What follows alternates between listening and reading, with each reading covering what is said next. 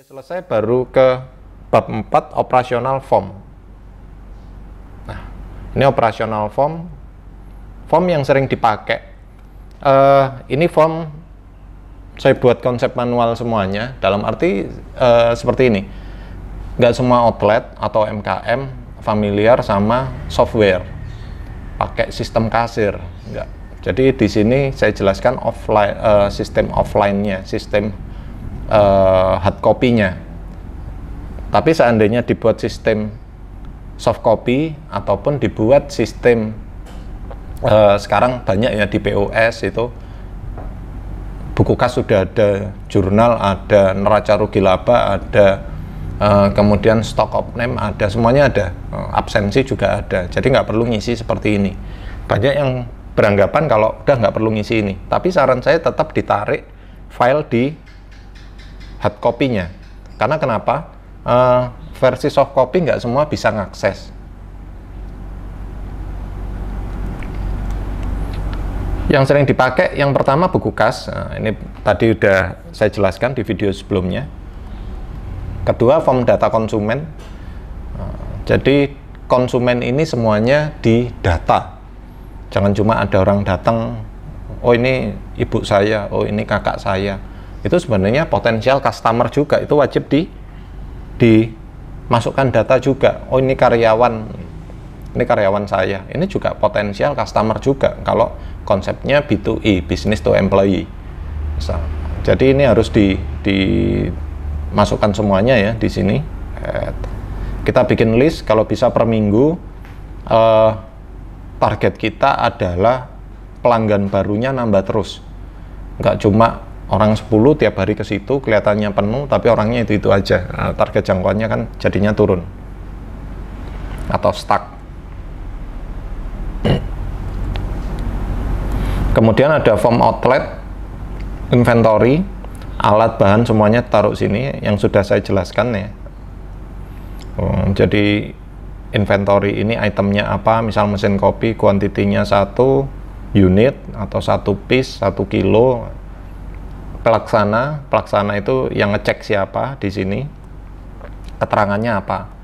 Kalau seandainya ada ya tulis saja ada, atau mungkin di sini ada tulisan rusak, hilang. Nah, ini bikin list kayak gini. Yang sering dipakai lagi ada form daily inventory equipment. Nah, ini yang equipment bar kitchen yang dicek setiap hari. Kalau ini yang jadi aset perusahaan. Ada lagi form purchase order. Nah, sering sekali salah belanja. Dalam arti salah belanja itu gini, pesannya cuma via WA, kadang seperti itu, WhatsApp. Mungkin dari barista ke purchasing ke manajer, saya pesan sirup 1, susu 2. Sirupnya apa? Kemasannya ukuran berapa? Kemudian apalagi ya, belinya di mana? Itu kan harus tahu. Kuantitinya 1 apa? 1 botol atau 1 karton, itu beda. Jangan sampai misal di sini tulis kayak gini ya, sirup boys pesan, padahal yang dimaksud adalah yang seperti ini. Tapi ternyata yang dibeli adalah yang seperti ini. Ya sama sih, datangnya sama, satu botol, tapi di sini HPP-nya beda. Nah, ini jauh lebih murah daripada ini. Kemasan kecil kan jauh lebih mahal ya, seperti itu.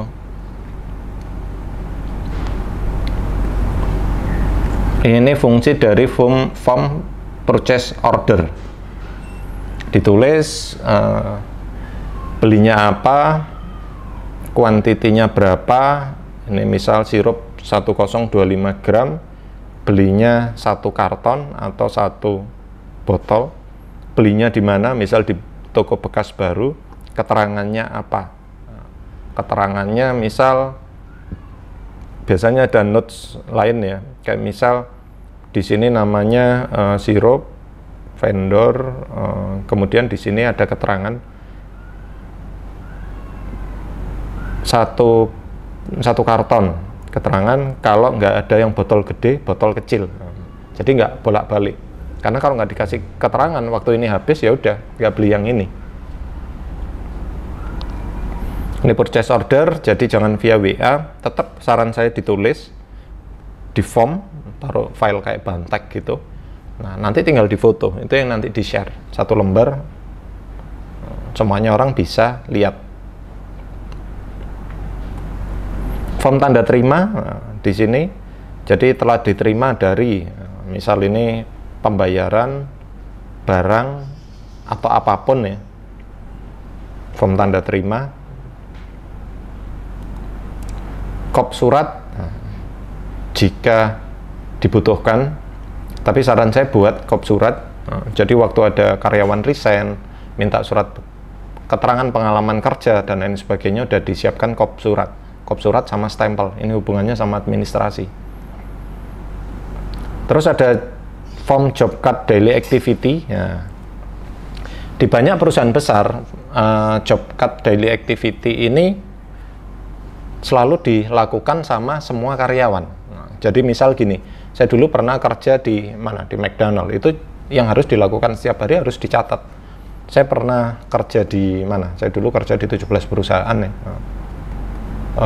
Misal salah satunya ada di Garuda, misal di Garuda itu tiap hari ya, misal sekarang kerja di pesawat Boeing 747, remove floor misal, atau engine, ya udah tulis, setiap hari yang dilakukan ya itu, tulis. Kalau di bar gimana? Misal saya sebagai barista, ya ditulis saja sekarang ngebar, bar, atau bar masih bisa dibedakan. Bar alcoholic drink. Misal dia divisinya kayak misal di Potato Head ada yang bar non alkohol, ada yang alkohol, misal alcoholic drink atau non alkohol. Atau mungkin di kitchen, dia sekarang di main course, besok ke yang dia kerjakan adalah mengerjakan snack, bisa aja seperti itu. Kalau satu bulan yang dikerjakan sama, ya udah tulis aja itu. Ini fungsinya adalah mengetahui progres atau mengetahui yang kita kerjakan. Kalau kita punya satu karyawan nggak masalah ya, 1, 2 sampai 10 masih biasanya tiap hari kelihatan. Tapi kalau udah punya 1000, nah itu kita nggak kenal satu-satu, kita nggak objektif dalam menilai. Yang kita nilai adalah dari data. Dari data di sini, contohnya adalah, misal nih barista ada 2, ada si A sama si B. Si A ini tiap hari ngebar, tulis gitu aja 1 bulan. Kemudian si B ngebar video editing, misal betulin genteng, kemudian beli belanja ke pasar, banyak hal yang dilakukan, bantu di kitchen, jadi tukang kebun, misal bersihkan rumput ya, hal-hal semacam itu dilakukan. Padahal sama-sama barista. Nanti di sini ada 2 di sini itu suatu saat waktu kita kondisi bisnisnya turun, harus ada efisiensi, harus ada yang di-cut. Nah, dari situ banyak sekali yang dihadapkan, ini baik, ini dekat, ini dekat. Nah, kita kalau bingung seperti itu, dilihat aja job cut daily activity. Yang satu tiap hari ngebar terus nggak peduli ada banjir, ada bocor, ada apa aja, dia cuma ngebar. Ada lagi si B yang dia peduli, oh ini anak saya pulang sekolah masih TK dijemput, ada bocor dia betulin genteng. Biasanya adalah yang dia multi talent, yang seperti ini yang dipakai daripada ini, meskipun dia lebih expert. Karena apa? Ya, kerja bukan cuma menyelesaikan job desk, tapi kerja itu menyangkut secara keseluruhan apa yang dibutuhkan ya, teamwork jadinya. Jadi nggak ada, oh ini bukan pekerjaanku, nggak. Itu bisa dilihat di sini. Job cut daily activity ini penting dan saran saya dijalankan untuk mengetahui. Dari sini kita tahu dia datang mengerjakan atau enggak, atau cuma setor absen aja, ada yang seperti itu, atau mungkin dia nggak masuk. Ini bisa ketahuan dari sini, semacam kayak absensi. Saran saya mendingan seperti ini, ada tambahan jam, bisa ditambahkan job desk-nya juga, jadi enak, sekalian absensi. Job cut selesai, ke form reservasi, biar nanti ke depan nggak ada bingung, nggak ada double reservasi ya. Kursi kita cuma 50, kemudian ada orang reservasi ulang tahun, ada lagi yang mau nobar. Ini dua-duanya reservasi. Wah, ini bakal jadi masalah gede. Miskomunikasi bisa jadi masalah gede. Ini jadi harus ditulis kapasitasnya berapa, harus ada komitmen juga. Misal, Mas, aku mau ngadain acara nobar, maksimal berapa? 50 orang. Ya udah 50. Jangan ditambah jadi 200 atau 500. Kalau terlalu crowded ya, itu nanti owner seneng-seneng aja, tapi masalahnya bukan di situ. Kadang over capacity di masalah parkir, akhirnya sama tetangga nanti bermasalah. Form reservasi ini penting, kalau diartikan sangat luas. Form slip gaji karyawan, nah ini penting juga. Kita susun konsepnya semacam ini, jadi mulai ada gaji pokok, tunjangan kesehatan, ada tunjangan jabatan, transportasi, uang makan, ya macam-macam di sini. Kenapa sedetail ini? Padahal di banyak perusahaan multinasional pun jarang ada, nasional ataupun perusahaan multinasional jarang ada yang dikasih ini. Fungsi dari slip gaji yang pertama adalah mengetahui detail. Mungkin dia ada kasbon, ada pinjaman, mungkin dia ada potongan. Yang ketiga adalah seringnya dipakai karyawan untuk pengajuan kredit. Kemudian dipakai karyawan buat laporan bisa ke orang tua, bisa ke istrinya atau ke suaminya, nah, seperti itu, ke keluarganya. Mengetahui detail rincian, salah hitung nggak? Tapi dari pengalaman saya kerja di 17 perusahaan ya, di 17 perusahaan ini sekitar 7 BUMN, 3 perusahaan multinasional, sisanya perusahaan UMKM. Itu saya sedikit cerita, kalau dari 17 perusahaan yang saya dikasih kontrak kerja, itu cuma 3 perusahaan yang ada kontrak kerjanya. Kemudian yang dikasih salinan kontrak kerja, karyawan dikasih perusahaan pegang, itu cuma 1 perusahaan. Dan itu perusahaannya GMF AA Aeroasia. Kalau yang dikasih slip dari 17 perusahaan, yang dikasih slip cuma 6 perusahaan, padahal semuanya perusahaan gede. Banyak yang nggak dikasih slip. Ada perusahaan yang sudah tutup ya, sudah almarhum. Itu cuma payroll aja, dapat gaji tanggal segini pasti masuk nilainya, tapi rinciannya nggak ada. Padahal itu perusahaan gede. Belakangnya ada embel-embelnya TBK. Ini pentingnya seperti apa? Ini pentingnya sangat-sangat penting untuk mengetahui berapa yang mereka terima dan posnya untuk apa aja. Ini salah satu misal, banyak orang yang waktu punya karyawan cuma, oke, kamu gaji 1 juta, yang satu 1 juta. Ini harus ada skemanya. Skema di sini, misal semacam ini nih, saya coba buat skema di sini aja. Pentingnya slip gaji ya. Ini bukan pernah, tapi dijalankan di banyak perusahaan gede. Misal ini gajiannya si A, ini si B.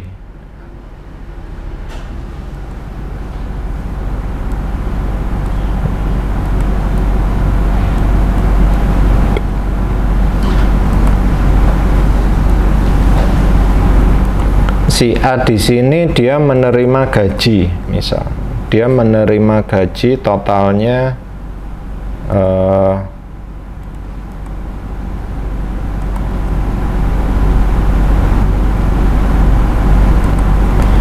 2 juta. Wih, terlalu gede. 2 juta US dollar.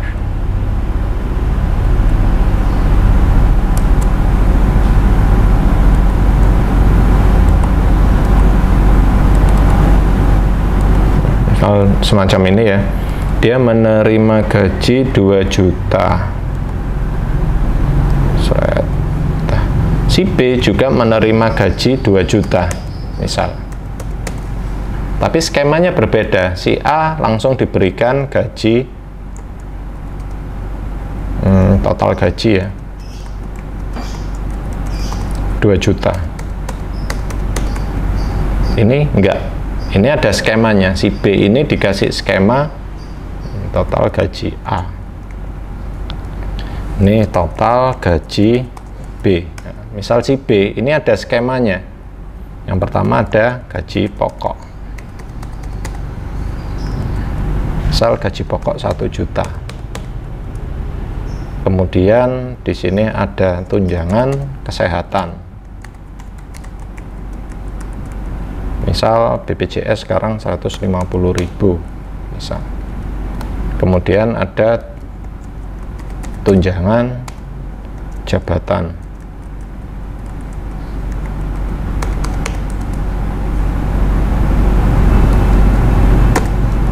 Ada tunjangan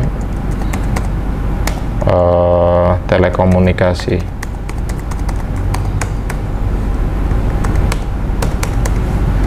Misal. Kemudian ada uang makan,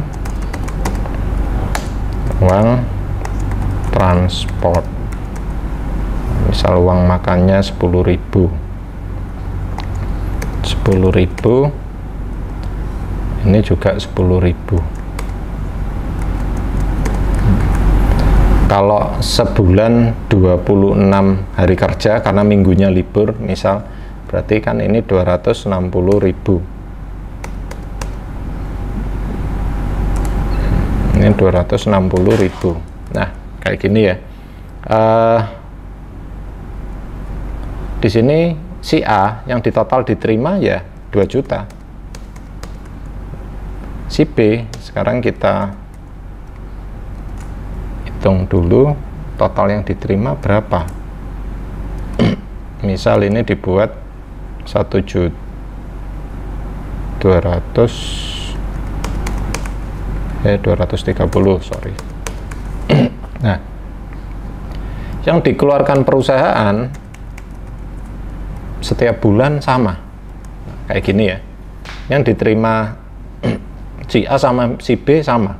Waktu masuk 26 hari kerja yang diterima sama. Yang dikeluarkan perusahaan juga sama, sama-sama 2 juta. Tapi di sini ada beda. Waktu si A, kita kontrak kerja. Kemudian kita kontrak kerja selama berapa nih? Misal kita kontrak kerja 3 bulan. 3 bulan yang dikeluarkan perusahaan 6 juta. Ini yang dikeluarkan. Ini juga sama 6 juta. Tapi di sini ada case problem. Ada case permasalahan. Si A ternyata kecelakaan. Cacat total. Otomatis perusahaan tetap ngeluarin 6 juta. Belum ada tambahan dia harus ngasih buat ke rumah sakit ya. Buat uang biaya berobat atau biaya-biaya lain. Jadi dia ini problemnya di bulan, misal di bulan pertama dia udah di bulan ke-1 misal perusahaan cuma merasakan tenaga dari si A cuma 2 minggu, kemudian dia kecelakaan dan 2,5 bulan harus istirahat. Perusahaan harus ngeluarin tetap 6 juta rupiah. Si B beda lagi di perusahaan B. Di perusahaan B karena 2 minggu pertama ya, 2 minggu pertama dia nggak cuma masuk 2 minggu ya, di sini skema gajinya adalah kayak gini, tunjangan kesehatan 150.000, kemudian gaji pokok tetap, tunjangan jabatan tetap, telekomunikasi tetap. Nah, di uang makan karena dia masuknya cuma 2 minggu 14, ini 14. Nah, jadinya sini 140.000, sini 140.000. Nah, kayak gini. Jadi yang dikeluarkan perusahaan di bulan pertama 1.760.000. Nah, bukan 2 juta. Jadi lebih hemat, kayak gitu ya.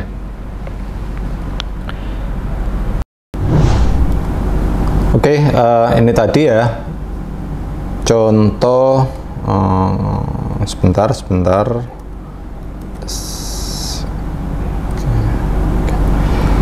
Oke, ini tadi contoh untuk bulan pertama. Jadi di bulan pertama, problem bulan pertama masuk cuma 14 hari. Ini harus si A, ini karyawan A, dia tetap mendapatkan 2 juta, dan karyawan B yang dia terima adalah 1760. Misalnya ini sudah terlanjur kontrak 3 bulan. Kemudian bulan kedua, problem bulan kedua, sama nanti ada problem bulan ketiga. Ini tetap yang digaji, yang dibayarkan adalah ini. Sementara di sini nanti bulan kedua dia cuma memberikan total gaji pokok, tunjangan kesehatan. Jadi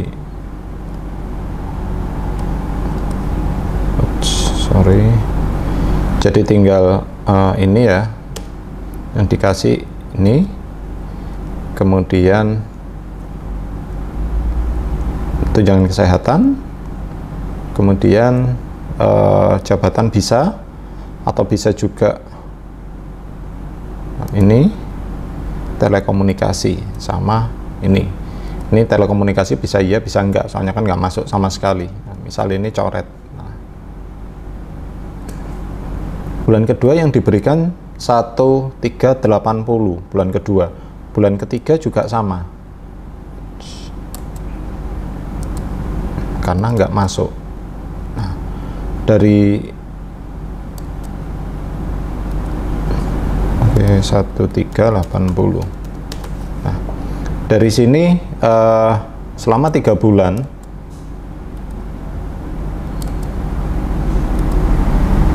yang diberikan si A 6 juta, yang diberikan si B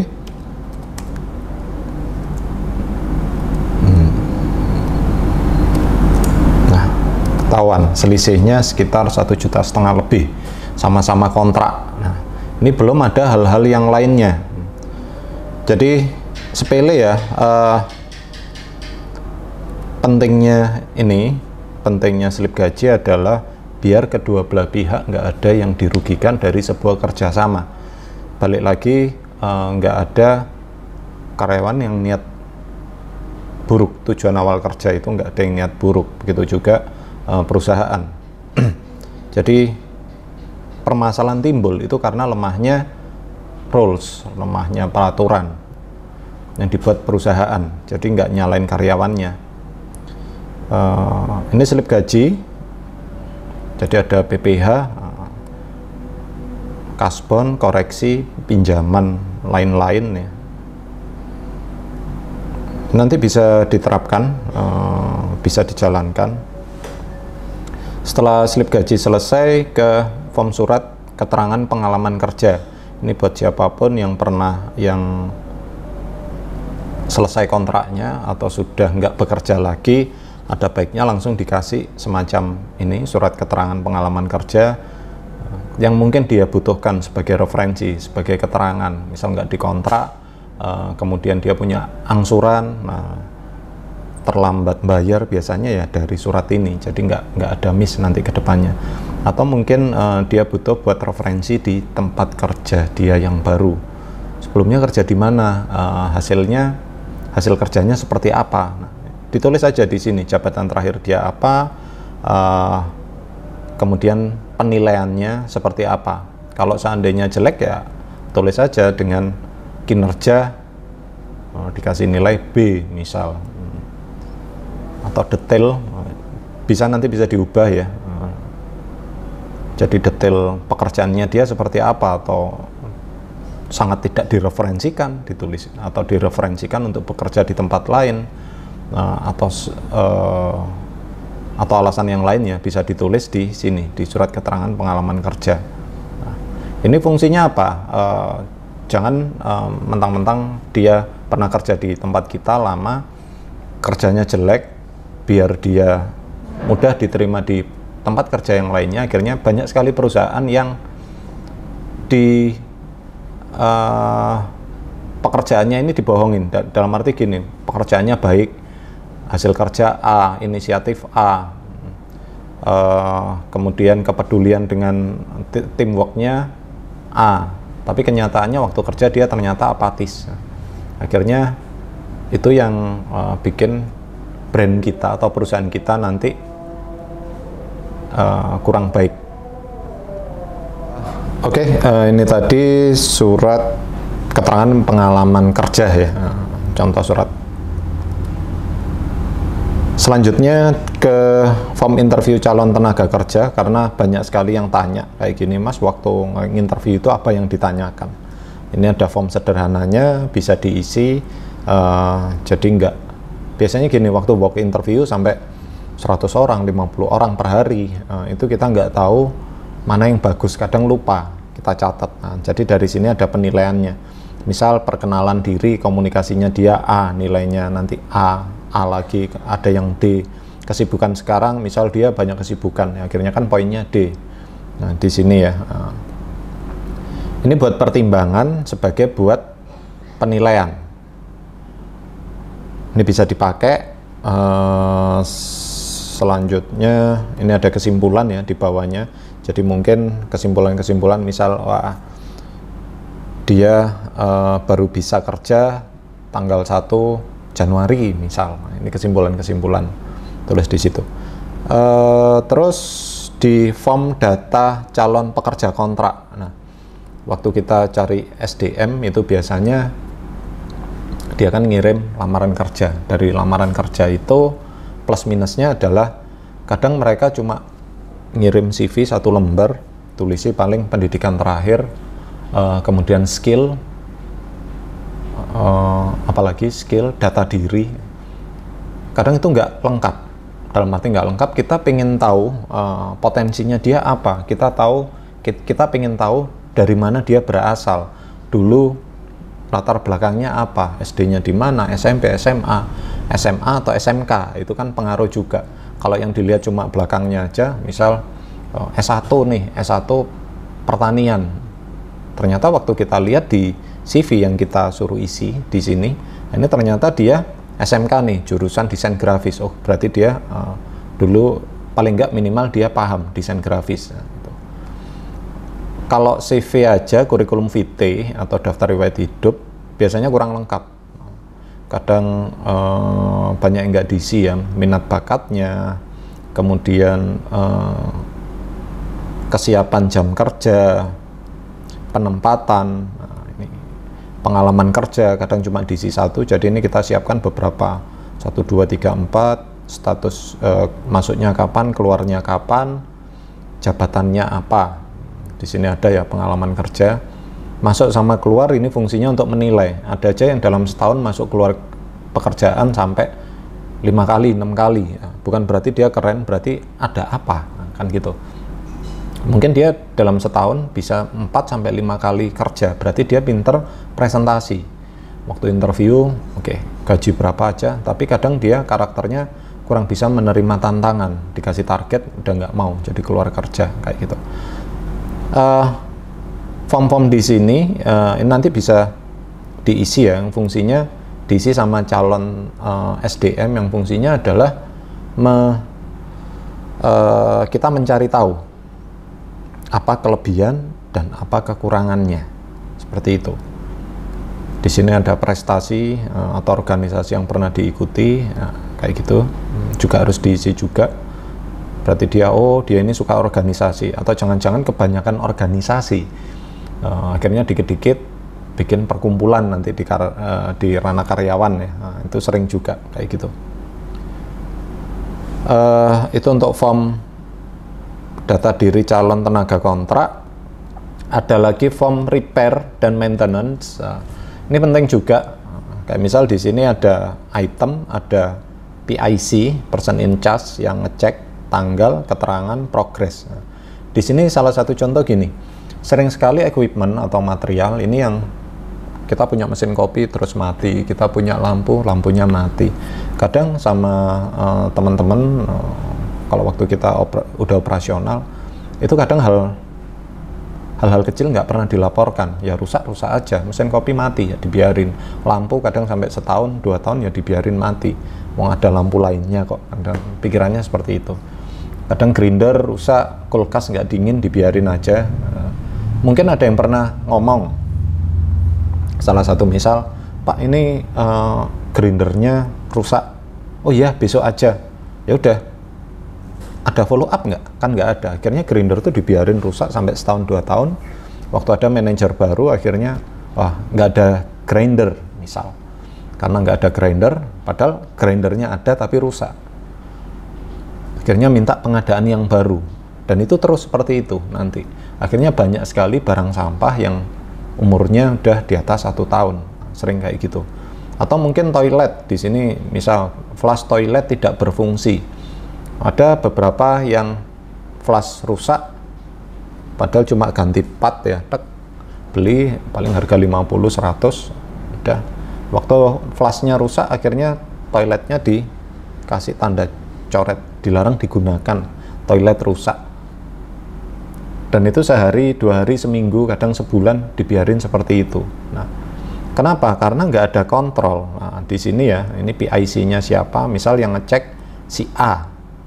Tanggal berapa? Tanggal 20 Agustus misal. Ini 2016. Sekarang 2022 kok masih dibiarin. Nah, keterangannya kenapa? Repair. Kita manggil teknisi baru datang hari Senin. Oke, progresnya gimana? Sudah dikerjakan atau belum? Kalau udah nanti supervisor atau manajer yang nanda tangani di sini. Tapi kalau bisnisnya skala kecil ya bisa owner sendiri. Ini fungsinya reminder. Ini bisa dipakai di rumah, bisa dipakai di tempat usaha juga, atau mungkin di perusahaan kita. Ini sering sekali karena jujur saya sendiri juga pelupa. Misal saya punya usaha yang kadang ngelihat gitu, wah ini lampu mati, oh ini AC-nya rusak, oh ini itu. Saya cuma ngomel aja, lupa saya catat, akhirnya ya udah rusak aja terus, nggak pernah dibetulin. Ini fungsinya ini. Nanti tinggal didelegasikan siapa yang mengerjakan. Bukan berarti kita semua yang mengerjakan, bisa kita panggil vendor, teknisi ya, itu bisa. Genteng bocor juga nanti ditulis di sini, karena nanti kalau nggak ditulis pasti lupa, baru ingetnya waktu misal hujan udah bocor gitu, baru inget. Ini form repair and maintenance outlet, ini penting. Selanjutnya form report ke owner, ini sudah saya jelaskan di video sebelumnya ya, bagaimana membuat laporan finance and accounting ya ke manajemen atau ke owner gitu. Ini harus diisi biar owner atau mungkin pimpinan kita itu nggak marah-marah terus, nggak nanya terlalu detail, nggak baca terlalu banyak juga, tumpukan kertas, ngelihat satu lembar ini beres. Fungsinya di situ. Selanjutnya ke perjanjian kerja waktu tertentu atau istilahnya PKWT ya. Nah, PKWT di sini banyak sekali yang tanya masalah gaji. Apa gaji harus UMR dulu? Menurut Dinas Tenaga Kerja memang harusnya seperti itu, diatur. Tapi kalau kita kan di sini yang dibicarakan adalah masalah UMKM. Usaha menengah, kecil, usaha mikro, kecil, dan menengah. UMKM, usaha mikro, kecil, dan menengah, ya benar. Di UMKM di sini, waktu ada akad kedua belah pihak setuju, ya udah jalan, kan gitu. Dan perjanjian kerja ini bersifatnya nggak harus dinas. Kayak misal gini, saya perjanjian kerjasama untuk pengerjaan pengecatan tembok misal pakai tukang, apa harus sesuai UMR? Enggak, karena ini kan kontrak kerja kan gitu. Istilahnya saya ada ngecat tembok 40 meter persegi selama 3 hari, 1 harinya misal targetnya adalah selama 4 hari target per harinya adalah 10 meter persegi misal. saya mengasih nilainya 100.000 misal per hari, ya udah, kalau kali 4 kan 400.000. Masa harus nunggu secara logika ya, masa harus nunggu atau harus perhitungannya sesuai Depnaker, UMR-nya berapa, terlalu ribet seperti itu. Nah, di perjanjian kerja di sini, kontrak jangka pendek di sini, fungsinya adalah biar kita tahu hak dan kewajiban masing-masing pihak. Fungsinya itu. Ini hak dan kewajiban pihak pertama, kedua, masa berlaku dibuat 1 bulan bisa, kalau nggak mau resiko dibuat 3 bulan bisa, buat 6 bulan. Banyak yang bermasalah itu waktu dapat SDM langsung dikontrak panjang, akhirnya diikat, mau keluar nggak bisa, mau si karyawan mau keluar nggak bisa, ataupun si pemilik perusahaan mau ngekat juga nggak bisa. Jadi kayak buah si malakama, waktu si pemalas bekerja, si owner nih kepingin ngekat tapi nggak bisa, kepingin mutus hubungan kerja tapi nggak bisa karena ada kontrak. Ataupun sebaliknya, si karyawan yang produktif, kemudian si owner yang diktator, misal nggak ada sistem, diktator lagi, dia mau melepas juga nggak bisa. Itu sering akhirnya jadi permasalahan. Mentok-mentoknya adalah tanpa pamit hilang. Apa ya, ngilang aja. Itu kadang antisipasinya adalah dengan menambahkan jaminan, apa, ijazah misal. Nah, akhirnya ijazah yang jadi masalah nanti. Padahal percuma juga, diikat atau enggak, kalau nggak ada mood bekerja juga percuma, kan gitu. Fungsi dari PKWT di sini adalah biar tahu itu ya, hak dan kewajiban masing-masing pihak. Kalau mau jalan dilanjut, kalau enggak diakhiri. Jadi simpelnya kayak gitu. Jadi ada lingkup pekerjaan, jangan sampai nanti kita kontrak dia kerjanya di mana, di Malang misal, kemudian kita pindah di Jakarta tanpa sepengetahuan, tanpa persetujuan, langsung aja pindah. Kalau enggak saya pecat, itu kan juga enggak etis ya, enggak pantas seperti itu. Ini ada kewajiban, sistem honorarium, overtime, kemudian ada ini memberikan insentif, konsep insentif, pencapaian target,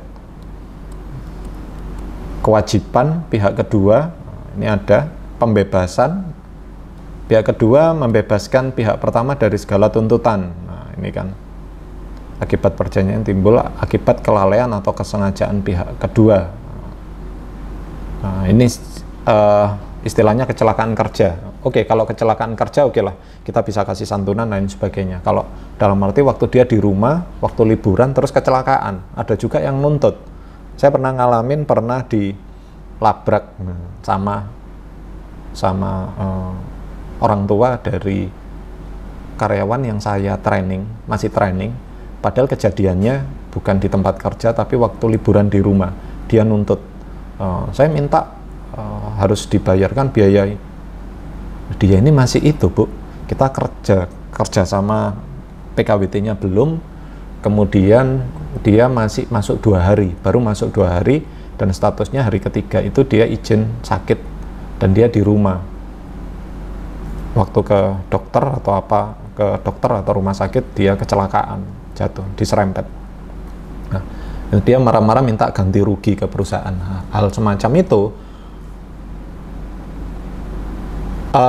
sebenarnya kalau seandainya kita ngasih santunan sih nggak masalah ya, karena itu masalah apa ya, kita ikhlas atau enggak. Tapi masalahnya waktu itu sebuah tuntutan, oh ini harus, ini dia kecelakaan habisnya 100 juta.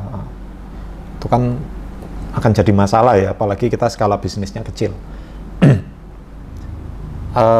Ada pembebasan, ada pernyataan dan jaminan, kayak gini. Jaminannya apa?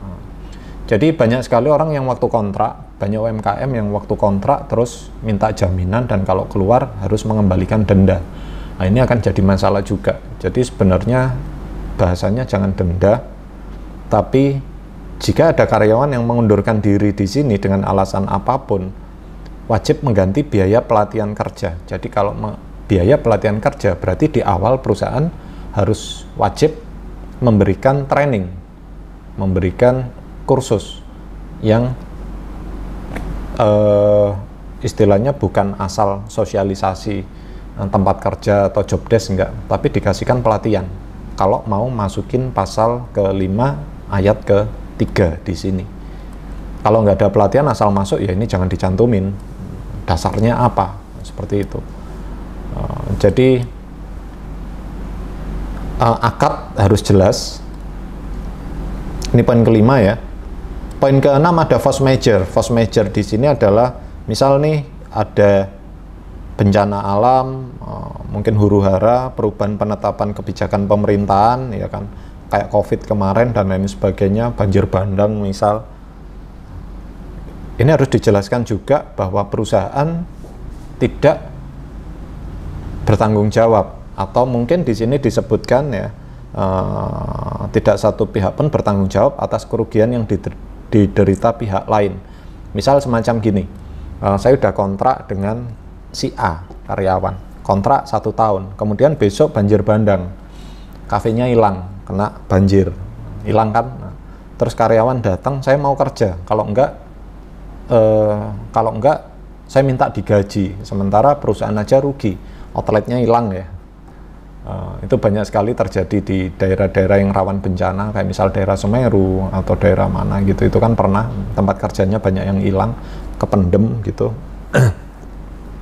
Hal semacam itu masuk ke force majeure. Atau mungkin peraturan pemerintah, semua kafe konsep dine-in wajib tutup waktu pandemi kemarin. Nah, terus gajinya dari mana? Kan gitu.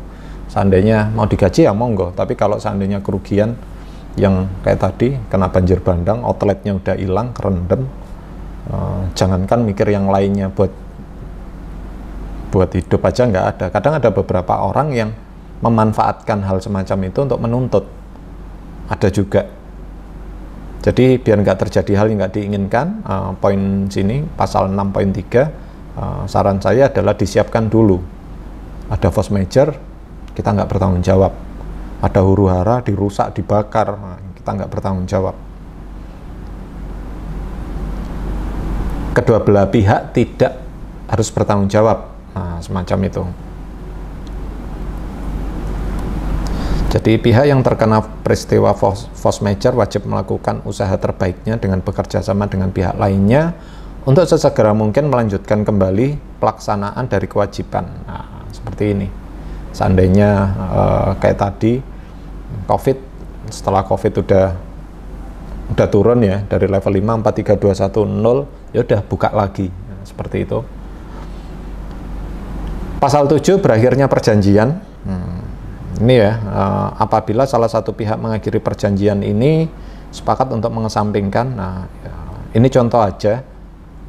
Karena kenapa? Karena sekarang pasal setiap ini dibuat 3 tahun kemarin. Kalau sekarang ada revisi undang-undang, nanti bisa diubah menyesuaikan undang-undang yang terbaru.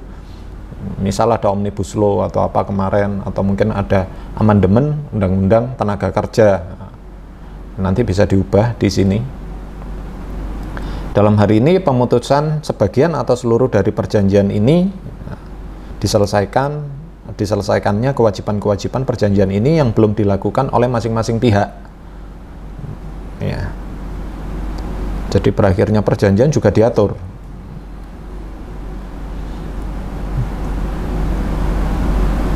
Pasal 8 kelampiran. Nah, jadi semua perjanjian ini mengacunya kemana? Misal kita ada SOP, ya SOP aja. Misal ada standar pelayanan konsumen, ya itu yang dipakai acuan, operational form. Jadi bukan kontrak kerja ini kita kasih, kita kontrak udah, tapi harus ada landasannya. Apa? SOP. SOP harus ada kalau ada kontrak. Jadi apa? Misal di SOP udah ditulis nih, terlambat 1 kali SP1 di atas 10 menit. Jika diulang dalam 1 bulan akan timbul SP2. Jika diulang dalam 1 bulan lagi akan timbul SP3. Ternyata hari Senin, Selasa, Rabu terlambat terus. Nah, waktu kita mecat, waktu kita memutus kerjasama, berarti kita nggak bisa langsung, kamu keluar gitu, enggak. Paling nggak kasih surat SP3, Mas, ini mengacu ke SOP, standar operasional prosedur, bisa dibaca ya, oke.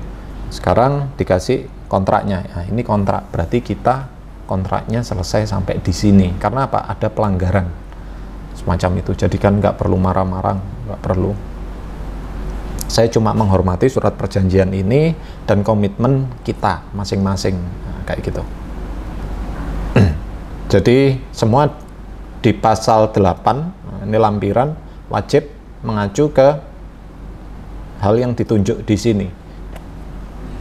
Pasal 9 penyelesaian perselisihan. Nah, kalau di sini kalau ada permasalahan antara misal SDM sama manajemen sama owner, bisa juga kan sering surat perjanjian kerja itu yang intinya ditulis ke ada permasalahan atau ada perselisihan ke wilayah hukum terdekat, ke Polsek, ke Polres misal diselesaikannya. Di sini saya coba ke BANI, Badan Arbitrase misal. Jadi tujuannya adalah bukan berantem menang salah, tapi lebih ke bagaimana mencari solusinya. Karena tujuan awal adalah tujuan perusahaan nggak ada yang eksploitasi. Tujuan perusahaan adalah mencari biar mengerjakan sesuatu dengan memberikan upah, kan seperti itu. Ya, karyawan juga sama, tujuannya adalah mencari kesibukan, mencari pekerjaan sehingga mendapatkan upah. Kan tujuan awal kerja kan cuma itu aja. Jangan sampai nanti ke depan dikembangkan ke yang lain-lainnya. Ini pasal 9, pasal 10 amandemen atau addendum. Jadi apapun yang belum ada dalam SOP, nah ini nanti diatur dalam addendum. Addendum atau perubahan ya, amandemen. Jadi misal gini, 10 tahun kemarin nggak ada handphone, otomatis nggak ada SOP dilarang menggunakan handphone. Misal, 30 tahun kemarin, karena sekarang udah tren handphone, semuanya main handphone, akhirnya ada peraturan, per besok tidak boleh menggunakan handphone. Nah, itu jangan langsung melarang. Tapi kalau setiap perusahaan sudah sistemnya udah jalan, saran saya adalah pertama dikumpulkan dulu timnya. Oke, per besok nggak boleh menggunakan handphone, setuju atau enggak? Mungkin 50% akan jawab tidak setuju, 50% oke. Kita tanya alasannya nggak setuju kenapa? Waduh Pak, ini nanti ada yang ngubungin. Nah, itu harus ada solusinya.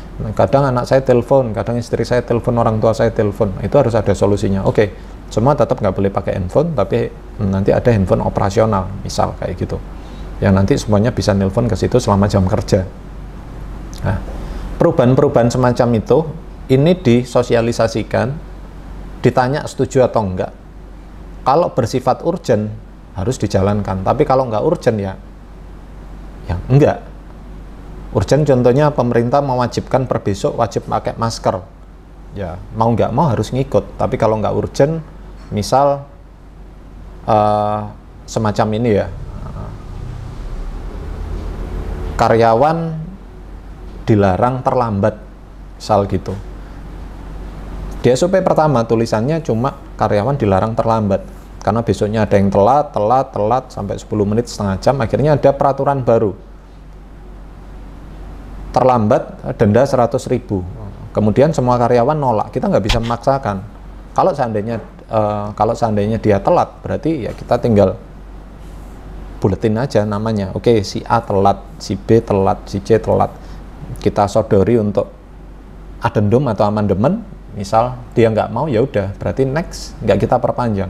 Misal dia kontrak 3 bulan. Oke, kalau kamu nggak mau, kalau mau telat aja, nggak mau disanksi ya nggak apa-apa. Tapi 3 bulan saya pastikan kamu nggak saya pakai lagi. Saya cuma ngabisin ini kontrak. Nah, itu kesalahannya di mana? Di owner sebenarnya. Nah, kenapa? Karena bikin peraturan di awalnya kurang detail.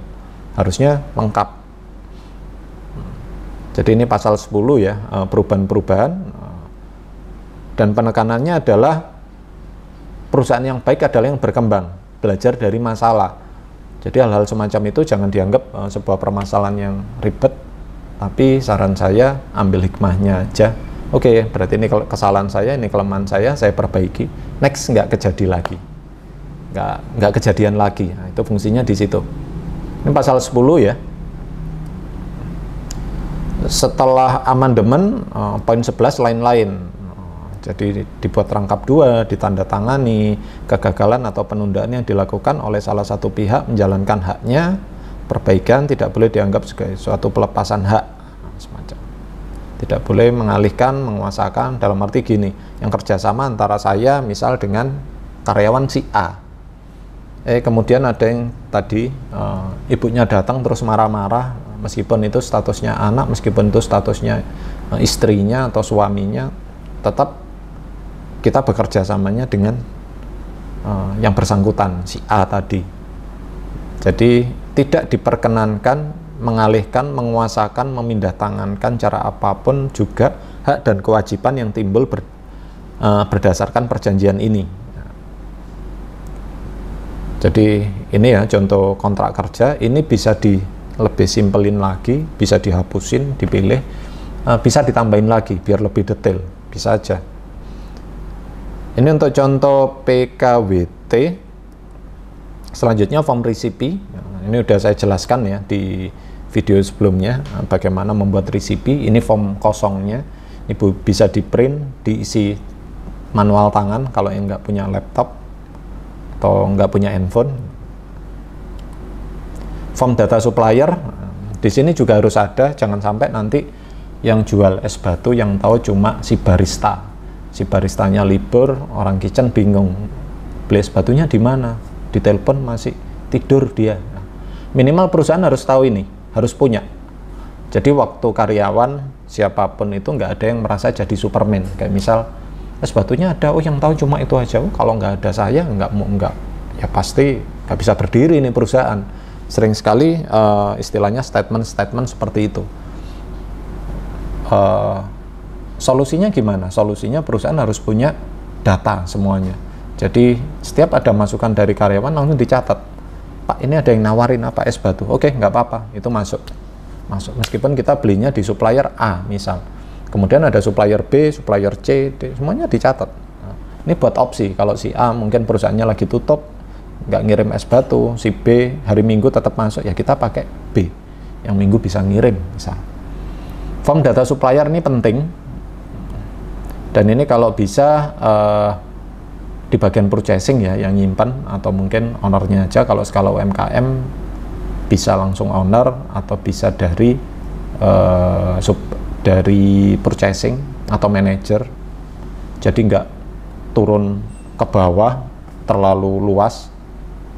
Misal yang disuruh beli kadang security, kadang yang disuruh beli ini cleaning service, kadang barista, kayak gitu. Karena kenapa? Supplier ini penting sekali. Kadang ada negosiasi di sini. Negosiasi yang dimaksud adalah kadang ada nih supplier yang dia butuh target. Kemudian waktu butuh target dia akan nanya ke tim, Pak, ya sirupnya nggak mau nambah Pak, nggak beli 10 sekalian. Oh nggak, 5 aja. Oh, kalau 10 nanti tak kasih gratis 2. Nah, kadang dari situ karyawan kadang mikir, oke, ya udah ambil 10. Ambil 10 yang dilaporin nanti ke outlet, ya tetap 10 yang dikirim, yang dibayarkan 10, yang 2 masuk. Itu sering sekali. Jadi ini tetap nanti komunikasinya dari owner atau manajemen atau purchasing. Yang lainnya adalah pelaksana. Ini ya, nanti sesekali dilakukan maintenance komunikasi. Misal sekarang lagi promo apa ada program promosi atau bundling. Kadang dari supplier ini akan menginformasikan seperti itu. Form data supplier penting, harus dijalankan. Form disposal and inventory equipment ini juga penting, ya, nggak kalah pentingnya. Banyak sekali barang-barang yang ditulis rusak padahal nggak rusak, padahal dikonsumsi sendiri, dibawa pulang, itu sering. Kayak misal ada nih menu roti bakar, kemudian rotinya masih banyak, bawa pulang dimakan, kadang di situ tulis sudah berjamur. Nah, di sini jangan sampai itu terjadi. Dalam arti gini, disposal itu harus dicek dulu list inventory, kemudian didokumentasikan. Kalau ternyata misalnya ada semangkanya sudah mau busuk, pembelian tanggal 1, ini tanggal 30, udah 1 bulan, ini mau busuk 2 hari lagi. Nah, ini harus difoto dulu, diajukan. Kalau ternyata keputusan dari pimpinan ngomongnya gini, oke, nggak apa-apa, itu aja dibuang, ya udah dibuang. Beda lagi kalau kadang pimpinan ngomong kayak gini, itu bisa nggak diolah atau dipromosikan? Oh iya bisa Pak, ini dibuat buy one get one, beli satu makanan gratis satu minuman, misal jus semangka, misal itu bisa, atau mungkin disimpan di mana ya, di freezer, atau kalau mentok dibuang itu juga bisa. Syaratnya adalah waktu dibuang difoto, di video, sama dikomunikasikan. Ini tanggal segini, jadi biar nggak ada kecurangan. Bukan kita perhitungan, enggak, karena dari kelemahan itu akhirnya datang peluang buat manpower yang punya niat nggak baik, niat negatif. Jadi ditulis itemnya apa, misal di sini semangka, tanggal berapa, namanya siapa, misal barista, keterangannya busuk, sudah dipromokan nggak jalan, masih tetap nggak laku, sudah dimasukkan freezer tetap, baru sign pimpinannya. Misal di sini SPV ya, tanda tangan. Dan kenapa di sini dari tadi ada 2 tanda tangan? Karena gini, sekeren apapun sistem, sekeren apapun SOP, tanpa ada fungsi controlling percuma, pasti jebol, pasti jelek. Tapi kalau ada lebih dari 1 orang bersekongkol atau kong kali kong ya istilahnya, supervisor sama barista bersekongkol, kasir sama supervisor, kasir sama barista, waiter sama cleaning service atau sama purchasing, ada kong kali kong, itu dipastikan sekeren apapun sistem pasti jebol. Jadi fungsi controlling itu penting, jangan sampai ada hal-hal yang nggak kita ketahui sebagai owner. Ini form disposal. Ada form event plan, kalau seandainya mau bikin event, budgetnya berapa, impactnya apa, itu direncanakan, nggak asal. Banyak sekali kafe yang oke, hari Sabtu apa live musik, hari Sabtu apa live musik, padahal di kafe semuanya Sabtu live musik. Akhirnya apa? Yang pertama adalah budget eventnya tinggi, karena kalau Sabtu band live musik itu mahal, lebih mahal daripada weekday. Terus yang kedua, pasarnya kepecah. Kepikiran nggak kalau seandainya bikin live musiknya itu diganti hari apa, hari Senin, justru yang sepi. Misal nih, minggunya dibuat apa, Sabtu atau Minggu buat nobar aja misal. Nah, itu bisa juga. Jadi di sini direncanakan budgetnya berapa, impactnya apa. Jangan langsung berfokus ke sales. Bisa aja budget 1 juta, yang datang 100.000 orang, 1 juta dengan impact 1.000 orang itu bagus. Semuanya datang nanti di sini. Atau mungkin ada sponsorship nih, cuma pasang logo, tapi yang ngelihat orang 50 juta, kita nyponsori cuma 1 juta, itu menurut saya untung juga. Tapi jangkauannya harus disesuaikan juga. Promosi sama event itu serupa tapi tak sama ya, tapi goalnya sama, jangkauan. Ini form event plan, perencanaan event. Ini selanjutnya di form daily marketing. Nah, ini kayak job daily activity, bedanya ini marketing. Banyak sekali perusahaan yang punya marketing tapi nggak tahu harus diapain. Disuruh jalan, bilangnya oke, kamu kunjungan, oke saya kunjungan, tapi kenyataannya dia ternyata sering sekali ya di rumah tidur. Itu banyak sekali sales perusahaan atau mungkin marketing. Itu jangan sampai kejadian. Akhirnya budget yang kita keluarkan tapi dia nggak kerja. Penyakit dari marketing seringnya adalah tidak mau melakukan kunjungan. Tuh. Di sini kita antisipasi dengan waktu kamu nggak di outlet nggak masalah. Misal kita punya kafe nih, Pak saya mau kunjungan ke perusahaan A, B, C, ke komunitas, ke beberapa. Ya monggo, kalau bisa dia nggak pernah di outlet. Dia kunjungan, menawarkan produknya keluar, pulang bawa hasil, kan gitu. Nah, hasilnya berupa apa? Foto. Foto bisa bohong, bisa jadi dia jalan-jalan sama istrinya, sama anaknya waktu Minggu, jalan-jalan ke kafe, itu yang nanti buat laporan. Yang benar adalah isi. Datangnya kemana, tanggal berapa, instansinya apa, minta tanda tangan sama stempel. Misal, tanda tangan sama stempel. Tugas kita ke depan adalah selaku owner ataupun manajemen adalah ngecek dia benar nggak. Bisa aja kita nelpon nih ke perusahaan A, selamat siang, apa sudah dikunjungi sama marketing kita atas nama ini? Oh sudah, gimana mau menerima, masih berminat dengan penawaran kita mumpung lagi ada buy one get one misal. Atau kalau untuk corporate kita ada diskon 30% berupa cashback. Semacam itu kan follow up. Kalau ternyata jawabannya dia marketing mana, atas nama siapa? Oke, dipastikan dia melakukan kebohongan. Seperti itu. Nah, ini nanti form daily marketing activity report. Kalau di perusahaan sekarang kayak yang gede-gede, yang belakangnya ada TBK kayak Mayora, kemudian Sampurna, itu biasanya sekarang udah pakai GPS saat jam kerja. Nah, itu lebih keren lagi. Kalau ini masih konsep manual. Tapi teman-teman nggak harus pakai ini konsep manualnya. Kalau mungkin mau pakai sistem, ada banyak sekali di web ya, sistem tracking marketing gitu aja. Nah, itu ada. Jadi dia kunjungan ke toko A, ke toko B, perusahaan A, perusahaan B, itu langsung ketemunya siapa, difoto, titik koordinat, saat itu juga dikirim ke kita. Nah, itu yang kita pakai semacam itu. Dan next ke surat penawaran kerja sama outlet. Nah, kadang ada sponsorship nih, misal ada rokok. Karena kita coffee shop, biasanya yang datang anak muda, akhirnya Sampurna datang ke tempat kita. Boleh nggak kita kasih asbak? Nah, kadang sepele ya, kita kasih asbak, kita kasih neon box, kita kasih showcase dispenser buat rokok itu. Dari situ kita terima tawarannya. Oke, saya dapat apa? Kan kamu saya kasih space. Aku yang datang setiap hari orang 500. Kalau 1 bulan 500 kali 30 berapa? 1.500 orang.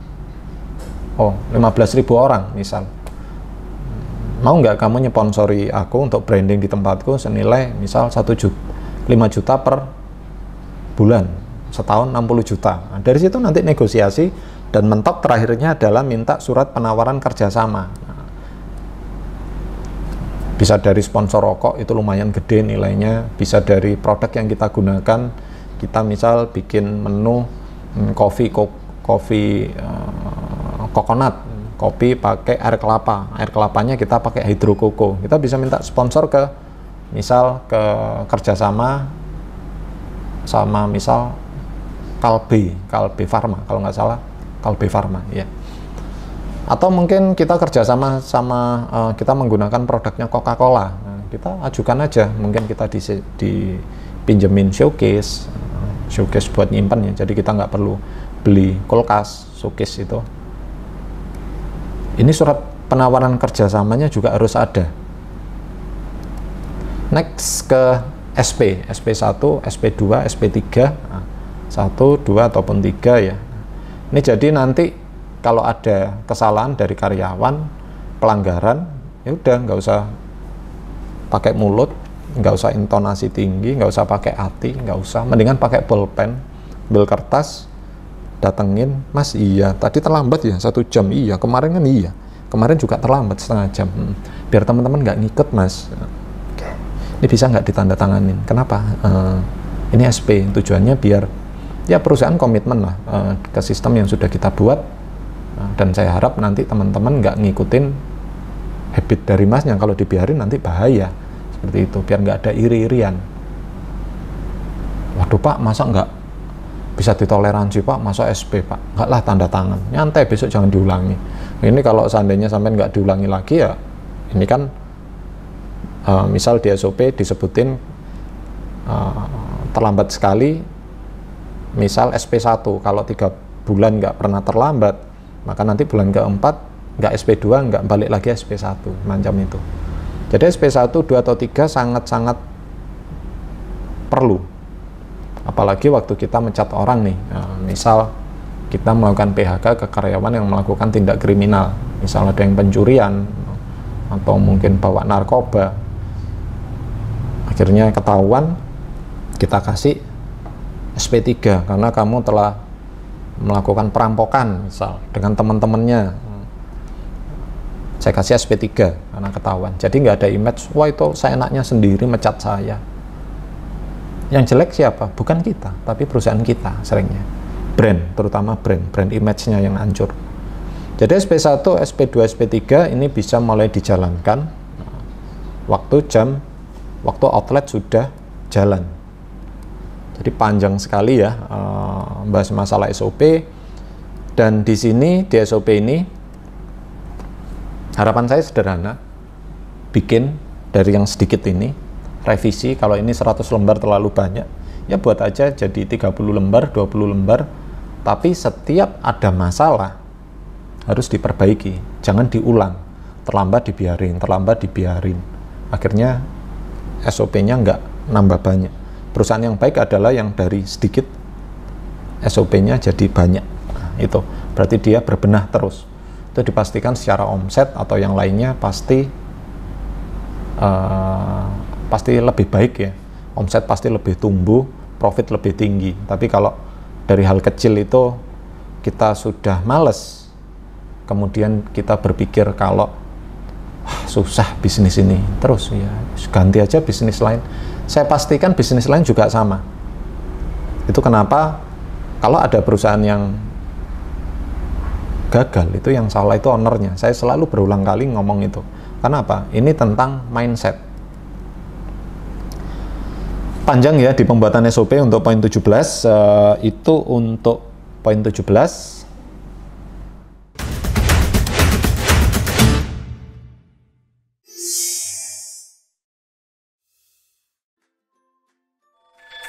mlgcoffee.com